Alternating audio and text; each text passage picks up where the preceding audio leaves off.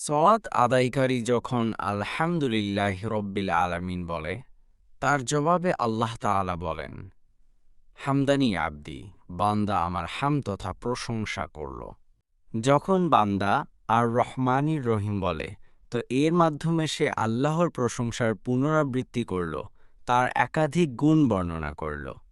তখন আল্লাহ তাআলা বলেন, আসনা আলাইয়া আবদি, বান্দা আমার সানা তথা গুণ বর্ণনা করল।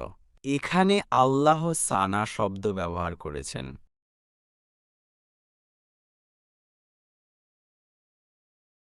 সানা বলা হয় বারংবার প্রশংসা করা, প্রশংসিত ব্যক্তির একাধিক গুণ বর্ণনা করাকে। এখানে আলহামদুলিল্লাহ শুধু প্রশংসা, আর রহমানির রহিম আল্লাহর গুণাবলী সহ একাধিকবার প্রশংসা। এরপর সলাত আদায়কারী বলবে, মাল্লিকি ইয়াউমিদ্দিন, বিচার দিবসের মালিক। এ বাক্যে রয়েছে বিচার দিবসে তার একক ক্ষমতা, দিন ও দুনিয়ার বাদশাহী, তার বড়ত্ব ও মহত্ব, একত্ববাদ, নবী রাসূল প্রেরণের সত্যতার কথা।